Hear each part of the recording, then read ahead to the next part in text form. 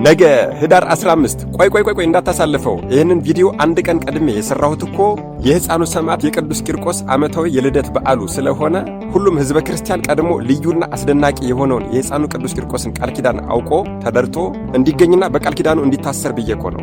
ለመሆኑ የሕፃኑ ቅዱስ ቂርቆስ የሰማዕቱን ዋናውንና ልዩ የሆነውን ድንቅ የሆነውን ቃል ኪዳኑ ስንቶቻችሁ ታውቁታላችሁ? አደራ ብያለሁ። የምትችሉ በቀኑ ልክ 15 ጊዜ፣ የማትችሉ ደግሞ ቢያንስ 3 ጊዜ ኮፒ ሊንክ አድርጉልኝ። ለሁሉም ሰው ይዳረሳል። አቤት ደረሰ። እንኳን አደረሳችሁ። ለቅዱሳን እናቶቻችንና አባቶቻችን ልጃቸው ሲሆን አባታቸው፣ አባታቸው ሲሆን ልጃቸው፣ በበረሃ ላሉ መነኮሳትና መናንያን ደግሞ መደገፊያቸውና መጠጊያቸው፣ ለሰማዕታት ኩራታቸውና መጽናኛቸው፣ ለእኛ ለሕዝበ ክርስቲያኖች ደግሞ መጽናኛችን፣ ትምክህታችን፣ ኩራታችን፣ ስሙን ስንጠራው እንደ ማር እንደ ወለላ የሚጣፍጠን ማንኛውም ሰው ትንሽም ይሁን ትልቅ በማንኛውም ምድራዊ ችግር ላይ ሆኖ ገና ስሙን ሲጠራ የምን ስሙን ሲጠራ የመጀመሪያ የስሙን ፊደሏን ቂ ብሎ ሲጠራ ከአውሎ ነፋስ ፈጥኖ የሚደርስ ድንቅ ሰማዕት ከእናቶች ማህፀን ከወጡት መጥምቀ መለኮት ቅዱስ ዮሐንስን የሚመስልና የሚያክል የለም እንደተባለው አንተን የሚመስል የለም አይኖርም የተባለ የ3 ዓመት ከ1 ወር ሕፃንና ድንቅ ሰማዕት ማንኛውም ሰው የሕፃኑ ቅዱስ ቂርቆስ ሰማዕትን ቤተክርስቲያን ሊሳለም በፈለገ ጊዜ ከቤቱ ሲወጣ ገና 300 የብርሃናውያን መላእክት የታዘዙለትና ከቤቱ ወጥቶ የቅዱስ ቂርቆስን ቤተክርስቲያን ተሳልሞ እንደገና ወደ ቤቱ እስከሚመለስ ድረስ እነዚህ ብርሃናውያን ቅዱሳን 300ዎቹ መላእክት ምንም አይነት ችግር እንዳይደርስበት እየጠበቁና እየተራዱ በዚያ ላይ ደግሞ እያንዳንዷን የእግሩን እርምጃ ቆጥረው በሰማያዊ የወርቅ ቀለም ወስደው እንዲጽፉለት ታዘዘውለታል።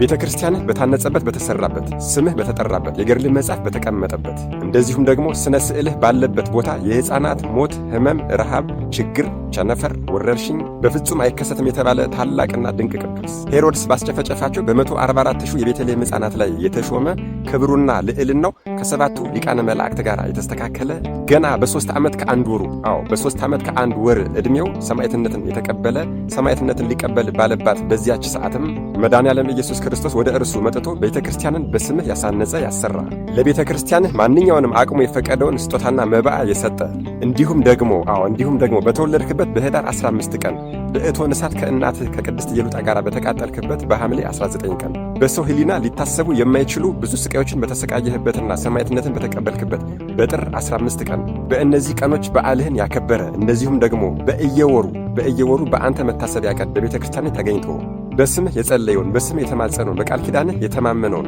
እነዚህን ሁሉ በመንግሥተ ሰማያት ቦታ እሰጥልሃለሁ።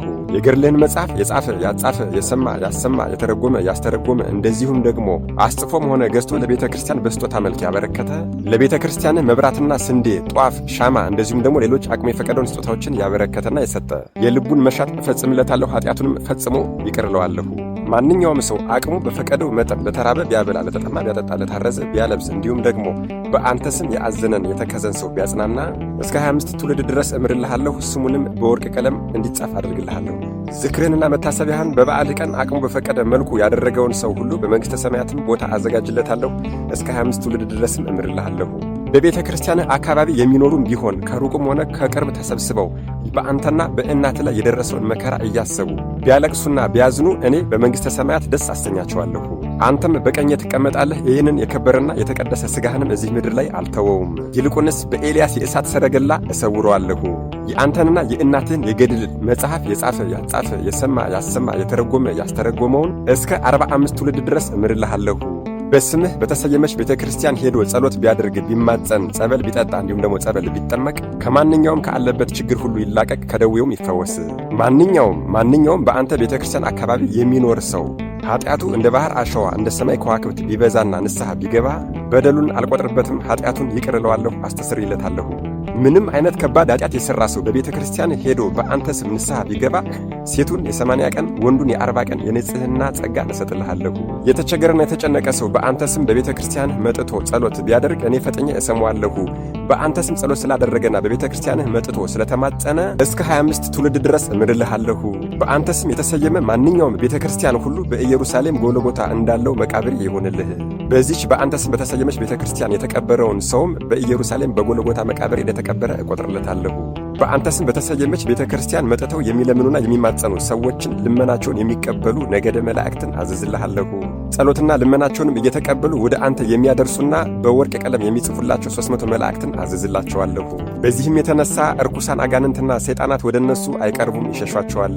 አንተም ክብርህ እንደ 7ቱ ሊቃነ መላእክት ሆኗልና በቀኝህ ትቆማለህ፣ ስለ ወዳጆችም ትማልዳለህ። በማንኛውም ችግር ላይ ያለ ሰው የአንተን ስም ቢጠራ ይድናል። ልጅ እምቢ ያላቸው ሰዎች የአንተን ገድል በፍጹም እምነት ሆነው በጀርባቸው ቢያዝሉ ልጅን ይውለዱ። ወገኖቼ ይህ ድል ነሺውና ድል አድራጊው አንገቤናዊው የ3 ዓመት ከ1 ወሩ ሰማዕት ሕፃኑ ቅዱስ ቂርቆስ ምን ያልተሰጠው ቃል ኪዳን አለ? ሙሉ ተጋድሎንና የእናቱ የቅድስት ኢየሉጣን ድንቅ የሆነና ልዩ ቃል ኪዳኑን በጥር 15 በሰማዕትነት ቀናቸው በደንብ አድርጌ ይዤላችሁ ቀርባለሁ። አደራ ይህንን ቪዲዮ ለሁሉም ሰው ተዳርሶ ሁሉም ሰው ይጠቀምበት ዘንድ በደንብ ኮፒ ሊንክ እንድታደርጉልኝ እጠይቃለሁ። ለቤቱ አዲስ የሆናችሁን ፎሎ ማድረግ እንዳይረሳ እያልሁ ሌላውና ትልቁ መልእክቴ ደግሞ ነገ ህዳር 15 የሰማዕቱ የቅዱስ ሚናስ ሰማዕትነትን የተቀበለበት የዕረፍት በዓሉ ነው። ነገ 9 ሰዓት ላይ ልዩ የሆነ ቃል ኪዳኑና የተጋድሎን ቪዲዮ እለቅላችኋለሁ።